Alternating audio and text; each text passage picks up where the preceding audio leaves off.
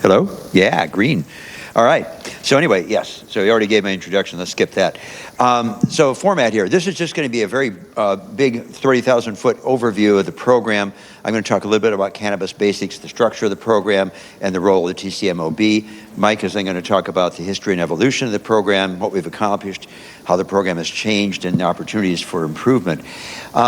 I'm just going to give a very, very brief overview of the kind of cannabis basics because Dr. Riley Kirk is going to go over this in detail in the keynote speech later. As far as cannabis history, we know that cannabis has been used therapeutically for millennia. In 1850, it was added to the U.S. pharmacopoeia. But in the early 1900s, with increasing racism related to Mexicans and African Americans, we saw increasing prohibition. And then it was removed from the pharmacopoeia in 42. In 1970, the Controlled Substance Act defines it as Schedule I. No legitimate medical use, which is, of course, inconsistent with the fact that we have 3 FDA-approved cannabis-derived medications. And it is a very complex herb, over 70 cannabinoids and over 450 other chemical constituents, and that makes it very different than pharmaceuticals. In pharmaceuticals, usually 1 or 2 active ingredients, a lot easier to study. But we all know, of course, the most important ones, the most common ones, THC and CBD, but there's a lot of other less studied cannabinoids that have effects, and they contribute to effects. They work together synergistically. They need what we call an entourage effect to be able to have a benefit of whole plant. And the cannabinoids bind to receptors in the body to have an effect. Now, the bottom line is that the Schedule I classification has made medical investigation difficult. So the scientific evidence is limited but rapidly growing, but we have a lot of anecdotal evidence. We are really indebted to the National Academy of Sciences, who published a nice review in 2017 about cannabinoids. They gave us a lot of good information about cannabis and demonstrated substantial or conclusive evidence of benefit in chronic pain in adults, in chemotherapy-induced nausea and vomiting, and in multiple sclerosis, the subjective spasticity, moderate evidence for insomnia, and limited evidence for appetite and weight loss in HIV and AIDS and helping with inflammation, the objective measurement of spasticity in multiple sclerosis, Tourette's, anxiety, PTSD. This was really helpful to us. Now, just like with any other medication, there are side effects and risks of use. You can't use any medicine without some kind of risks. Unfortunately, in therapeutic cannabis, most of the evidence we have comes from recreational use, not from therapeutic use. There's not been much work done on that. And the risks in therapeutic use may be very different than recreational. First is that the fact that it's being used for a different reason. The getting high is not the desired effect therapeutically. The dose is known, and the lowest effective dose is used, and that's different than in recreational use where we have no idea what the dose is being used. And there's often a later age of onset. Now that flips the other direction, though, and might make more risks because the older you are, the more medical problems you have, so there could be co-occurring morbidities, and in addition, more drugs you might take, so there could be drug interactions. And in therapeutic cannabis, we use some higher doses and concentrations. But the bottom line is that the side effects may be very different than what we know for recreational, and the side effects vary amongst individuals. There are just simple medical effects. Cardiopulmonary. Cannabis can increase the heart rate and has effects on blood pressure, so there can be a risk of fainting, heart attack, and stroke. That's why you go slowly with your dosage. And if you have lung disease and you choose smoking as your mode of delivery, that can be a problem. As far as cannabis-drug interactions, we're just beginning to learn a lot more about that, but the basic 2 big categories, additive. You know that you shouldn't be having alcohol and opioids together. They're additive. And cannabis can also add to CNS depressants, and basically drowsiness and falls can be a risk. And there's also drug metabolism interactions because they use the same pathways. So cannabis can increase some prescription drug concentrations. It's not a problem. You just have to be aware of it.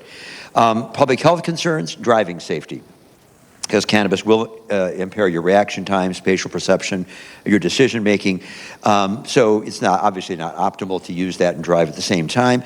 And the difficulty is enforcement, because THC is stored in the fat cells, very slowly released, and as a result, blood and urine tests will be positive very long time after use, even though there's no impairment. We also have seen hospitalizations for acute THC toxicity and poisonings. That's usually for psychosis, anxiety, paranoia, vomiting, and that's primarily due to higher concentrations of THC in street marijuana and the use of edibles that has delayed effect, and people may not, they just keep gobbling it down because they don't feel anything. And there's also the risk of accidental poisoning in kids who get a hold of edibles that are not in a child-proof container. There's obviously neurobehavioral side effects. Some of those are, of course, positive effects that we're looking for, and they're actually probably low risk in therapeutic use, but there's the perceptual distortions. So again, risk of accidents and falls. There can be impairment in social and work performance.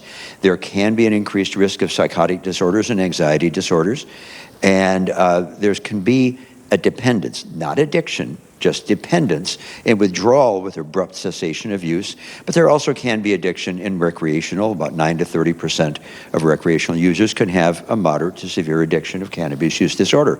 But again, all these things are probably a lot lower in therapeutic users because they're using it for a different reason and with controlled dosage.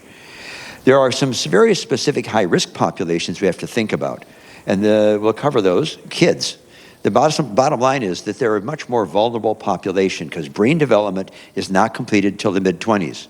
My wife is hoping I might make it by the mid-70s. But in any case, there is then problems that can occur with neurodevelopment, and increased risk of short and long-term side effects of memory, attention, cognitive deficits, mental health disorders, and also there's an increased risk of addiction with earlier onset of use. But again, this is from recreational use data, not therapeutic.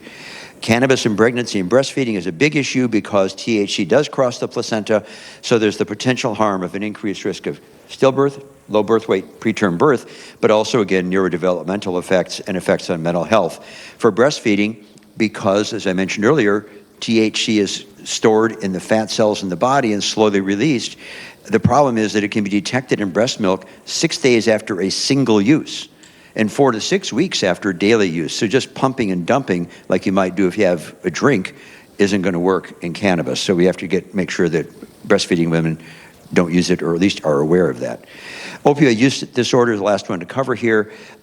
We know that cannabis use for pain management is extremely helpful because it often reduces the dose of opioids, therefore reduces the exposure to opioids, but it's not the same as treating opioid use disorder that's already established. The reason for that is THC affects the reward center, so it can increase the risk of OUD, but CBD attenuates withdrawal symptoms, so that's actually helpful.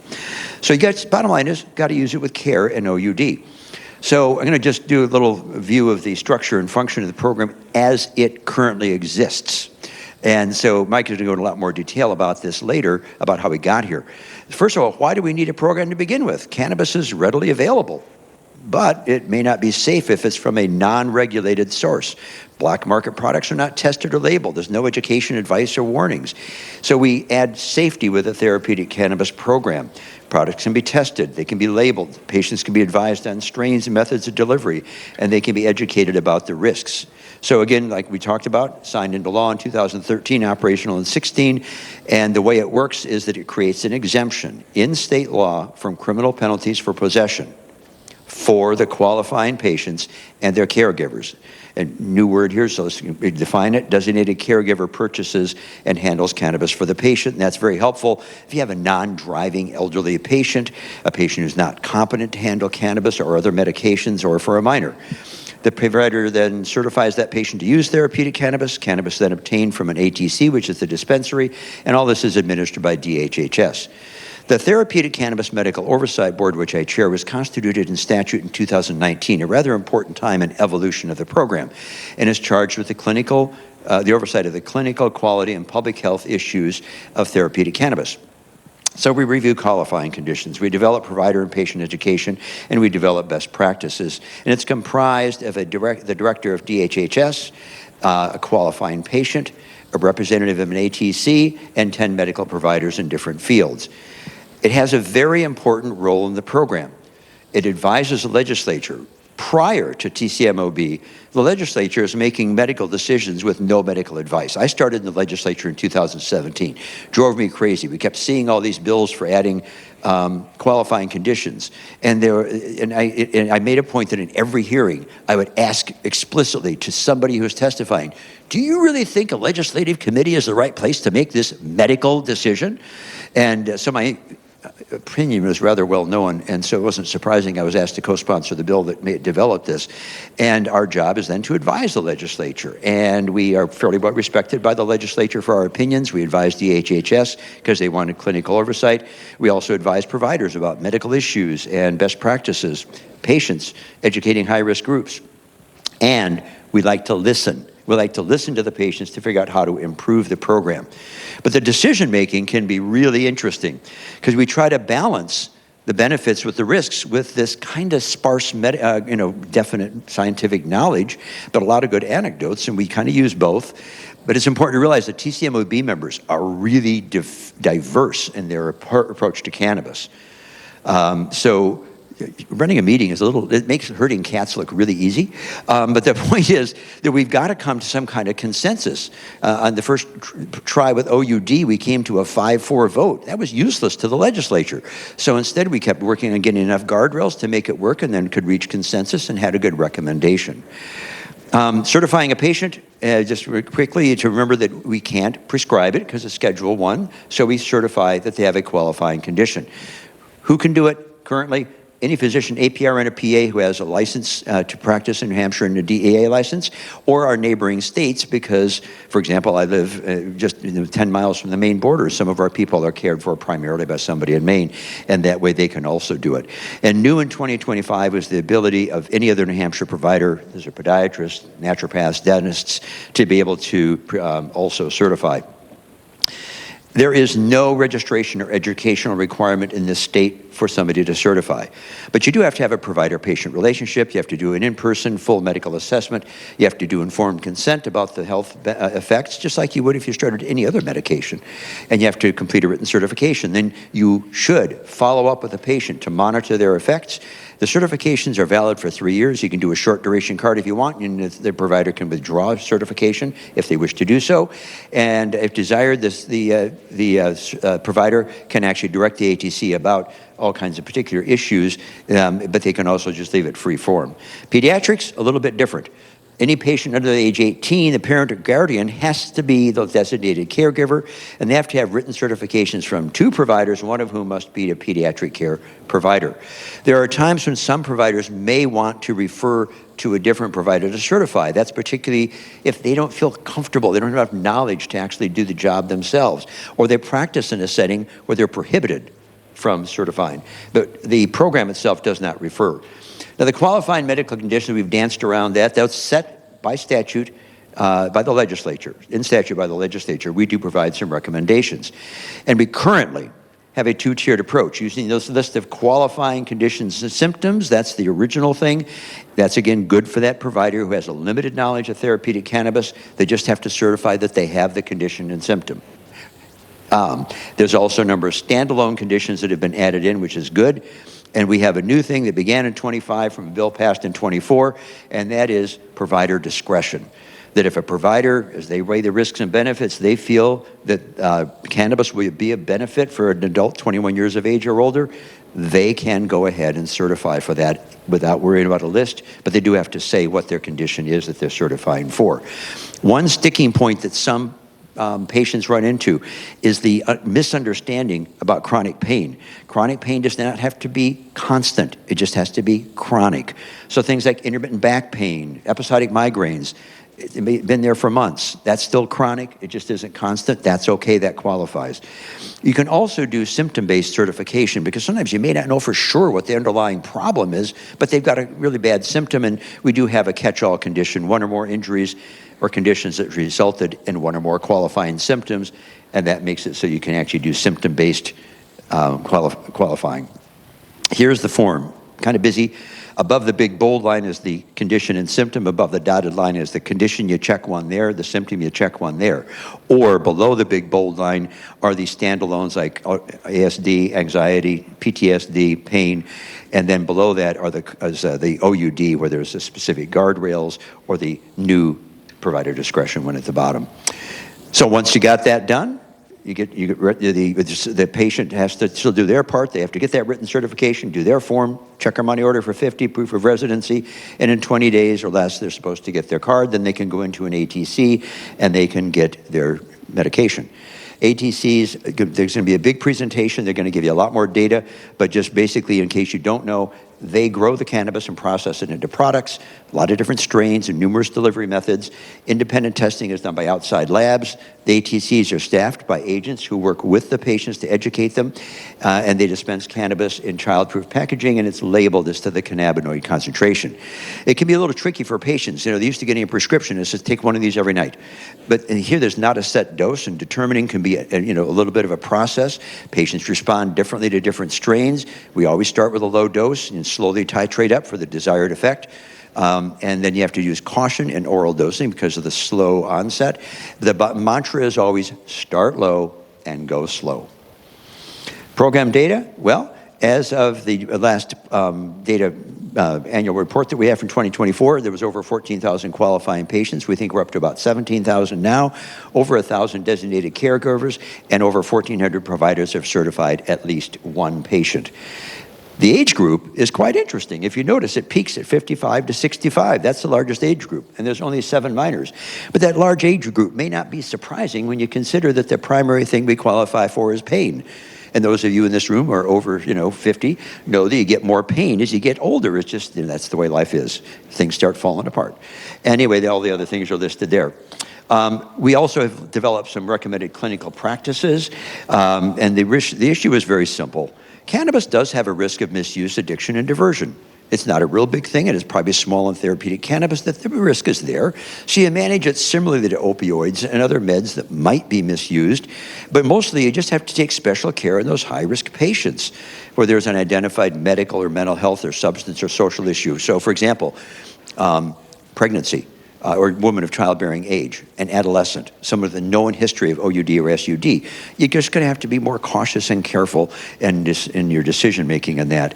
And the provider should really follow the patient afterward to assess the therapeutic effect and to monitor for any adverse effects. But I think every time I give this talk, I want to always emphasize to people to remember the cannabis is used commonly in patients who are not therapeutic cannabis patients. So all this information is not just applicable to your TC patient because recreational users face the same risks. So the provider has to learn to ask about recreational use in a non-judgmental way. And we use the word recreational. The patient may be using it therapeutically. They're just not a therapeutic patient, but they're using it to treat their anxiety or something like that. That's so, but the providers have to think about that and always ask because it may matter in terms of a drug interaction and that kind of stuff. So how's it working? Well, we've developed a high-quality, safe program with high security and pesticides prohibited, required testing, labeling, patient, proper dispensing, and education and risks. Patients love it. 99% say they'd recommend it to others and rate their quality, wellness, and life much better, able to decrease their prescription drugs, but there are problems. Cost, limited number of ATCs, so there's ongoing challenges. The high product cost, because it costs money to do all this good work, difficult access for so few ATCs, the lack of awareness of the program amongst both providers and patients, and continuing stigma. So the bottom line, the program has improved over time. It's been a long road to get here with a lot of potholes. And the person who's navigated those potholes and will best be able to talk about that long, arduous path is Mike Holt, who's been the administrator since its inception. He's worked tirelessly to improve the program, advocate for patients, and solve problems. So he's going to take it away now. Thanks.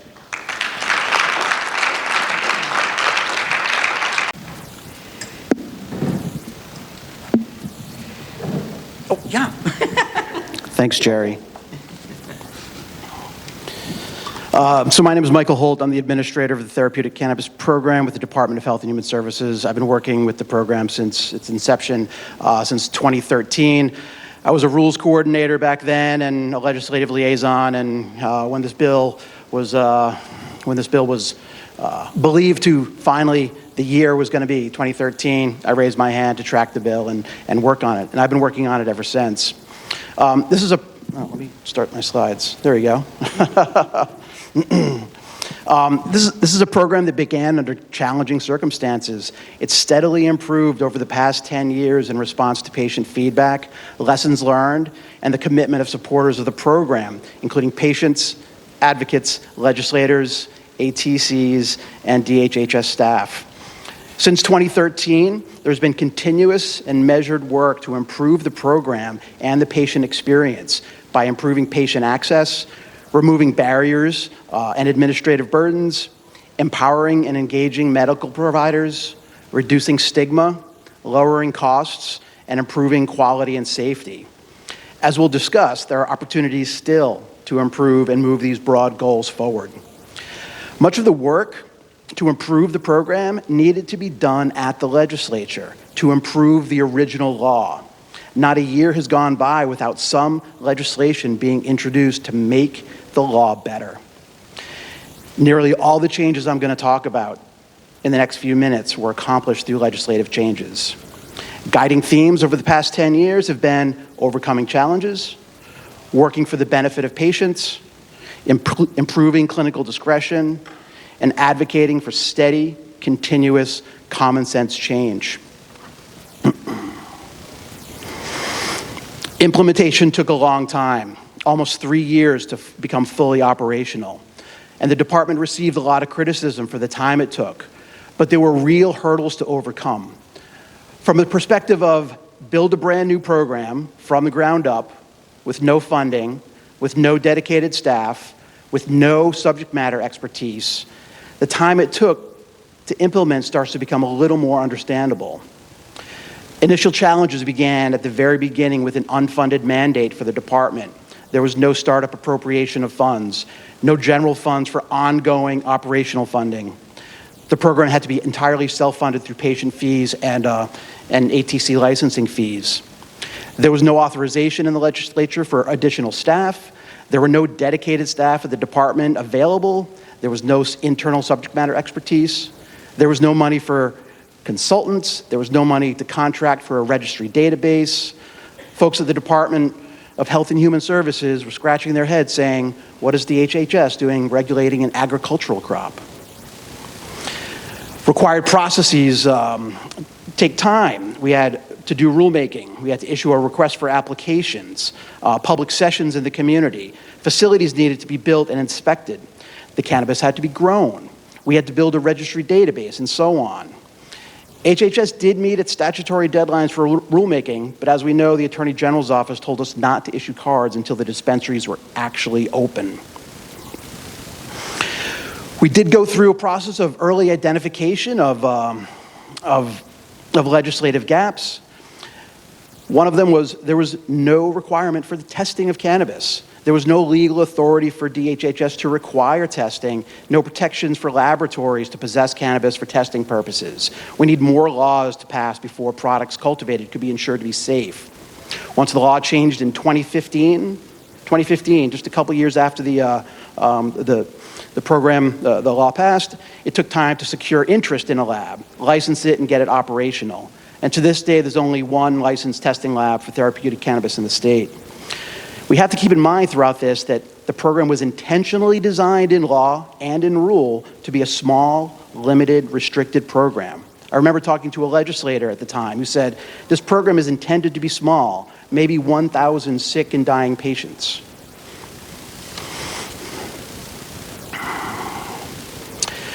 So one of the built-in restrictions of the law was the qualifying medical conditions listed in the law. No discretion was given to providers in the initial law to certify patients outside the limited list of conditions. The law itself created a structure that required both a qualifying condition and a qualifying symptom. So the structure of the law in this case limited provider discretion and limited patient access. So this creates a thread throughout the 10 years of this program, a never-ending series of bills to add qualifying medical conditions. There were breakthroughs along the way. Adding standalone conditions, as Jerry mentioned earlier, was a critical piece in the evolution of qualifying conditions and certifying patients. We added chronic pain, severe pain, and PTSD as a standalone qualifying conditions, as well as allowing any condition with an associated qualifying symptom. These changes effectively doubled the size of the program in a year, from 3,500 patients to 6,500 patients. Along the way, the legislature created the TCMOB, the Therapeutic Cannabis Medical Oversight Board, and they were charged with reviewing additional conditions. And over the years, the TCMOB has successfully recommended adding insomnia, autism, opioid use disorder, general anxiety disorder, and finally, in 2024, any condition for which the provider determines the benefits outweigh the risks. This is for 21 and older. Basically, we finally achieved the place that most states started from in terms of providing doctors clinical decision-making to certify for this program.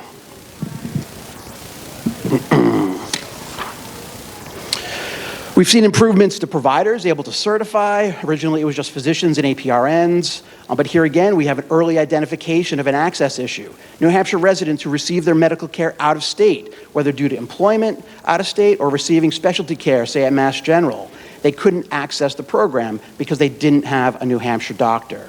Within 6 months of program rollout, fall of 2016, we have a solution. Providers in bordering states can now certify New Hampshire residents for the New Hampshire Therapeutic Cannabis Program. Physician assistants were added in 2019, and then in 2024, again, any provider with prescribing authority can now certify their patients for the program. As an example, at that time, there was about 100 patients certified for glaucoma, but none of them could be or were certified by their optometrist, the provider who actually treated their condition. The certification process became better over the years as well. Two very impactful changes were made. First, the removal of the requirement for providers to detail how a specific injury negatively impacted the patient's daily activities. And then the requirement for us, the HHS, to clinically evaluate that justification. We had no clinical staff. We didn't have a good definition of injury. We were second-guessing providers' clinical determinations, and the law required us to do that. When this requirement was removed, the process for both providers and the department became much simpler, and patients benefited significantly. The other big change was the removal of the three-month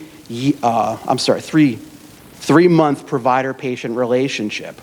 This requirement in law delayed a patient's certification. It increased costs. Providers typically implemented this by requiring 2 office visits, 3 months apart, and charging hundreds of dollars cash out of pocket for each visit.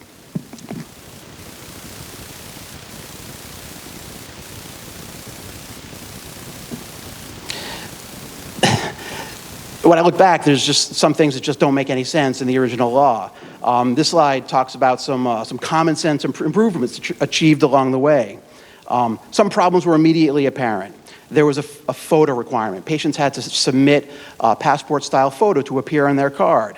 The law required them to submit a new photo every year. In 2015, before the first card was ever printed, we had already changed the law to allow the use of the same photo for 5 years before needing to be updated. In 2019, we removed the photo requirement entirely. Criminal background checks were the same thing for caregivers. They were required every year.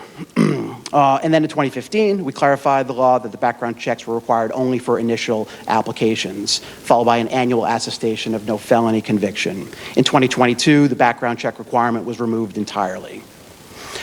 In 2021, was a big year, card duration. The law changed to allow 3-year certifications at the provider's discretion, instead of requiring a renewal every year. Most of the qualifying medical conditions are chronic. Again, it seemed reasonable to allow providers to use their clinical discretion to certify for longer periods of time. For those providers who still wanted to issue a 1-year certification, that was fine because we allowed these shorter duration certifications to be extended with minimal paperwork and at no additional cost. This cut the program's fee revenue by 2/3, but it also reduced the volume of applications we had to process by 2/3. And speaking of fees, TCP has not raised their fees in the history of the program. I'm not sure we can say that about other state programs. And in effect, we lowered the fee by 2/3. We kept the application fee at $50 when we moved from a 1-year card to a 3-year card. Along the way, we've lowered other fees, we've eliminated fines. During COVID, we waived the caregiver application fee, and then later we removed it entirely. We've also seen better access to alternative treatment centers. Initially, the law limited the number of the ATC licenses and dispensaries to 4. The northernmost dispensary was in Plymouth. Think about Colebrook. It's a long drive, as we know. There are no dispensaries in the southwest corner of the state. So in 2018, the law was changed to allow 2 new dispensaries in these areas. And a year later, all 4 licensees were allowed to open second dispensary locations. Now we have 7 locations operating. Initially, patients had to register for only 1 ATC location at a time. They could change their choice, but it was an administrative process through the department. It's cumbersome. In 2021, that restriction was removed and patients could go to any ATC. This created what I call some friendly competition amongst the ATCs, and this is where we started seeing prices coming down. Gradual but meaningful cost savings to patients. In 2023, ATCs began serving out-of-state visiting qualifying patients, including from Canada. And this is an area where I think New Hampshire is a bit ahead of other states. Someone might be able to correct me, but as far as I know, Maine and Rhode Island are the only other states in New England that allow this kind of reciprocity. The COVID pandemic also had opportunities for improvement. We instituted curbside pickup, and that process that has been maintained to this day. We allowed drive-throughs. One of the ATCs is in an old bank. We never let them open up the drive-through for dispensing, and during the COVID pandemic, we allowed them to do that. I'd say these are the 2 policy-based changes. These are not legislative changes. We looked at home delivery, and we're still looking at that as a policy change. So when I look back, I'm amazed at how complicated and cumbersome it all used to be. It's better now, but challenges remain. Products are still expensive. There aren't enough access points. Patients can't find providers to certify them. The application process is still cumbersome. There is still stigma associated with the therapeutic use of cannabis. As we look towards the future, there are opportunities for continued change and improvement. There are more opportunities to make the program better, more accepted, and make it less expensive and burdensome to patients. Can DHHS reduce regulatory costs for the ATCs? And if we do, does that mean lower costs for patients? Right now, we're actively reviewing the packaging and labeling requirements in the rules to see where there might be some cost savings. Next, we'll be looking to check at the laboratory testing section, again, early next year, with the same goal in mind. Are there other legislative changes that could reduce ATC's operational costs? Some ideas are already working their way through the legislature are greenhouse cultivation with its expected cost savings. Another idea is outsourcing federally legal, non-intoxicating hemp cannabinoids to increase product variety at a lower cost. Do we need more access points for patients? 7 doesn't seem like enough, does it? Or are the next steps less concrete? Are there more New Hampshire citizens who would benefit from being registered patients? Are there therapeutic cannabis users who are not card holders because of stigma? Does the medical community in New Hampshire maintain an undereducated stigma about cannabis use? If so, what can be done about that? I'd ask Jerry to chime in here. Jerry, are there potential solutions on the provider side to increase opportunities for certification among New Hampshire providers? Yeah, I mean, a lot of it has to do with education of the providers, and that's a real big problem. So a number of the providers just are really clueless about the program and how it runs, and clueless about cannabis as well. Part of that is because it's not in the medical school curriculum. Maybe it is now, but it sure wasn't when I was there. In any case, but we've been working on that. The CCMOB put together a slide deck that I've been modifying continually to use in lots of settings. Just in this last year, I gave a webinar to the naturopaths because when they could start to work, and I did a webinar for the Hampshire Medical Society, though it was very poorly attended. My next goal is to insinuate my way into the annual meetings of the Medical Society, maybe the Orthopedic Society, because we treat a lot of pain issues, and get together with that and be able to present at a meeting, which might be good. I'm going to try to start reaching out to various hospitals about doing a talk at their grand rounds or at some of their kinds of meetings. And in fact, if any of you have any connections, please get in touch and let me know, because I've got lots of different versions of this slide deck. I have much more complicated ones for providers and stuff. If I know, I can put it together and go give a talk or do a webinar. We also have developed a provider survey so that we can find out more about what isn't known, but also that will just raise knowledge. And all this, the hope is to be able to decrease the stigma and increase the provider knowledge about the utility of cannabis and all that could be helpful. We've also started working on a lot more provider education, cannabis drug interactions. We're in the middle of working on that. When we send that out, that's going to be another way to raise consciousness, even though it's talking about potential interactions and negative issues, but it still raises the consciousness that this is a concern that you as a provider really ought to know about, because you also ought to know about cannabis. So that's the goal, is to really improve a lot of that. And yeah. Thanks, Jerry. We've come a long way. There's more work to do. I appreciate all of your advocacy, all your participation, and I want to thank you for being here today and supporting the first, hopefully annual cannabis conference in New Hampshire. Can I add one other thing about stigma? That is, we can all play a part in this. I've done a lot of work with Charlotte Matherly, who's done a couple of nice articles in the Concord Monitor, and we work back and forth, and her articles have been very helpful and very positive about cannabis, raising the knowledge of both the providers and the patients. But all of you might write a letter to the editor in your local paper. You might write an op-ed, and we did a lot of that back in, when we were trying to get it passed, but we just pointed out, there's a lot more work to do, so don't quit. Keep being an advocate. Keep getting the word out there. And that's going to help decrease stigma and improve knowledge. So, yeah, sorry about breaking in, but I just forgot I wanted to mention that. We've got some 5-minute signs and 1 minute. Yeah, it's time to quit. Thanks, everybody.